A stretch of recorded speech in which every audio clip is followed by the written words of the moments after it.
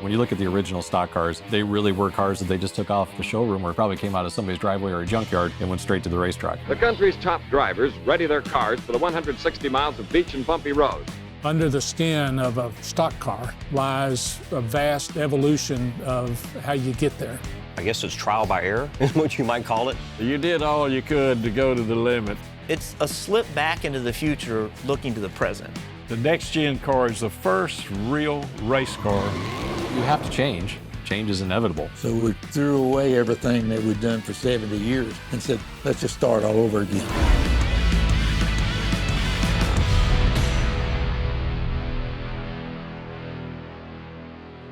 NASCAR, by definition, is the National Association for Stock Car Automobile Racing.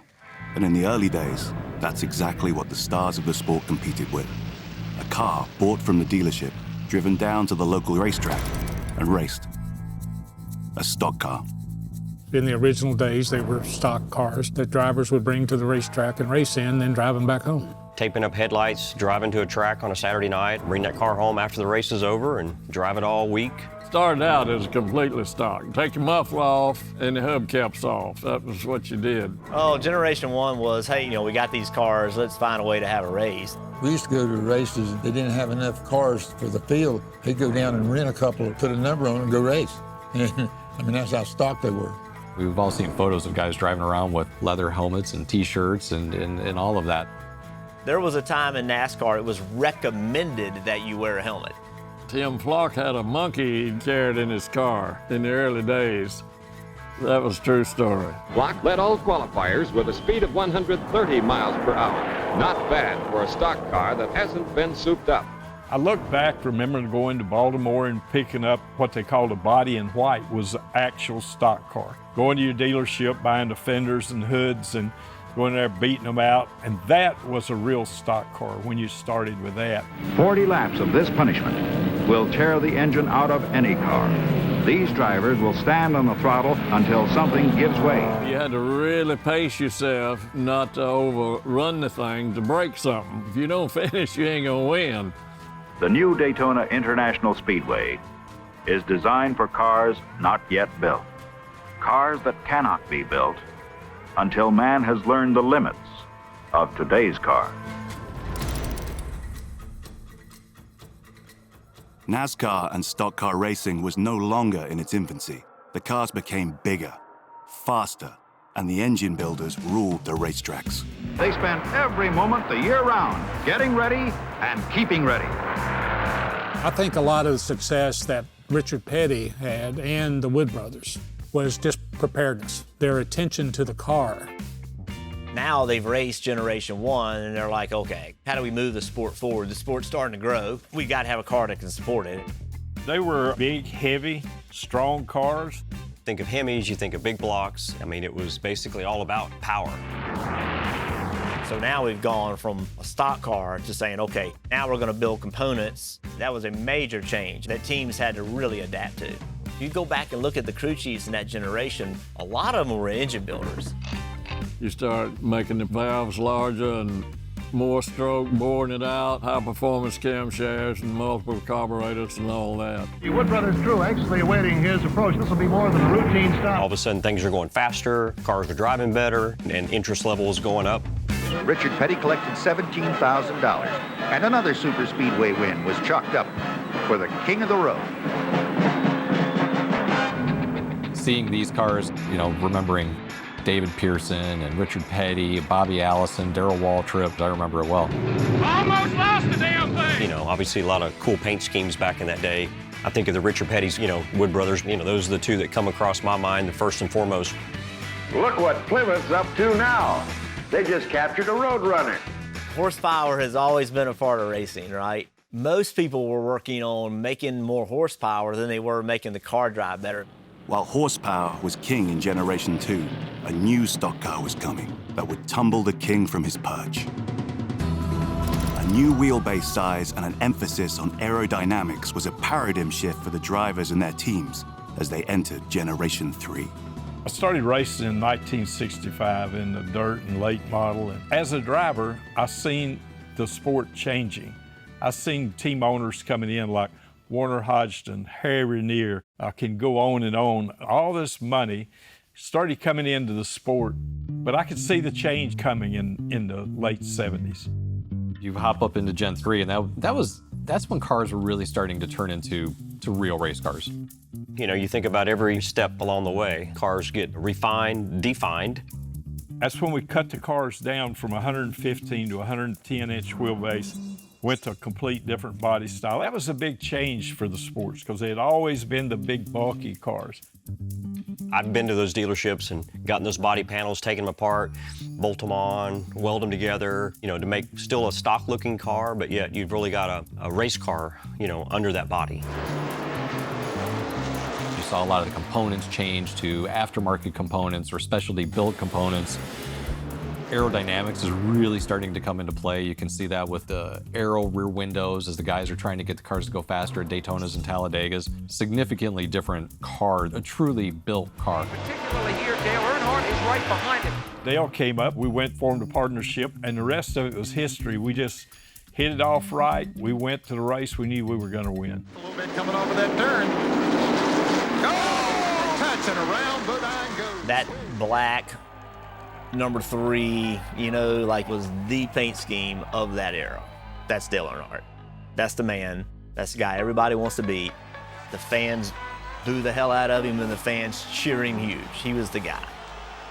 And that paint scheme is just iconic. It fitted his persona too. To see that car, when it pulled in, it had a statement made before it ever even cranked up. If you go to paint schemes and designs, that would probably go back to one of my more favorite, but the confetti and champagne all over it is the best. As the cars became even faster, the risks increased exponentially. But so did the safety innovations for the drivers. The Gen 4 car obviously was Jeff Gordon, Rusty Wallace, Dale Earnhardt Sr., a lot of energy around those guys racing in that period of time, and unfortunately we lost Dale Sr. And that's what really pushed our industry to get the cars safer, get the drivers safer. The changes that's happened since we lost Dale, I think as horrible as that was, and we'll never ever get over it, a lot of safety came out of that. They said if it can happen to Dale Earnhardt, it can happen to anyone. Sometimes it takes a tragedy to create change, a change that benefits the future of stock car racing. We saw the Hans systems, we see the different head and neck restraint systems that the drivers started to wear. We started building the cars different harnesses, different helmets, different seats, different seat belts. Safer walls at the racetrack has been a tremendous help. Every time we'd have a wreck, NASCAR would look at the car and say, okay, we need to put another roll bar here, we need to do something here. They'd come back with a deal and say, okay, it's going to be better if we do it this way. One thing that really stands out in my mind was the roof flaps, that if you see the car spinning and getting ready to go airborne and the flaps come open and settle it back down on the ground, that was a great idea that they came up with. So much safety has came out since 2001, but we're racing. It's a dangerous sport. Anything can happen. There was an evolution going on, a safety evolution, and it got to the point where it became a revolution, really. There were so many things changing so quickly. Our effort there is to make the sport as safe as we can make it. It's always going to be a dangerous sport. It's the nature of motorsports. And we'll never get to 100%. But we're, you know, if we're in that last 2% between 98 and we can take 1,000th of a step every year, that's what the goal is. Whoa, whoa, guys, whoa, whoa. Oh, no. Oh, my gosh. I have never seen anything like that in my life. It's amazing the impacts the drivers can have. You can take a 20G hit right now and stand up and walk away. Look at that. Look at Thank that. goodness. Honestly, they're probably more apt to put their nose maybe where it doesn't belong due to the fact that they know they can get away with it. But at the center of it was always, how do we make racing better? That has pushed every generation of car. How do we make them safer and at the same time have better races? Eventual cost containment, that's part of what they want to do, and the new car will be used in 16 races this year. There's talk that maybe it will be used in every race next NASCAR season. The car of tomorrow ushered in the era of the spec car, which created new challenges for the drivers, teams, and NASCAR. Gen 5, that car, it was dubbed the COT, right? And that was probably my least favorite. Probably didn't necessarily work out exactly how we wanted it to. Best thing they did was moved it on. Jeff, one of the things that I really don't like about the car is the rear wing. And the main reason I don't like it is because I don't know anything about it. I'm not saying we did it right, but the Gen 5 kind of teed us up knowledge-wise for the next gen. That was a more standard dimension chassis underneath the car. Even for a few races, we put wings on the back instead of spoilers. And what they do is they make side force. Fans didn't like that, so we went back to spoilers pretty quick. People didn't really identify with what the car was really doing. And to NASCAR's defense, what it did do is it made the cockpit and the car significantly safer for the drivers. As we went through time, that car, it evolved and it got better and better through the 2010 range.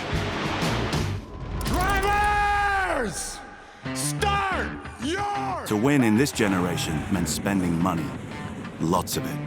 Every component became custom made in an effort to gain even the slightest edge on the competition. Gen 6 was great. That was an awesome race car. And this is when you started to see the OEMs really start to have a big presence again in the queuing and the styling queuing of the car. The OEMs wanted to be a part of it. They wanted to be part in the development.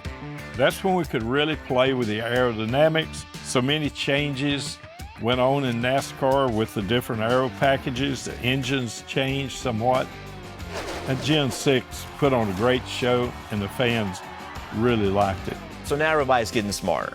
And through the generation of cars, that's what we've seen, is that we've gone from a crew chief, fabricators, guys working really long hours in the shop, making parts, buying parts, putting race cars together, to, okay, we're gonna engineer this thing from the ground up. And every piece of the race car is gonna be made better. Major transition.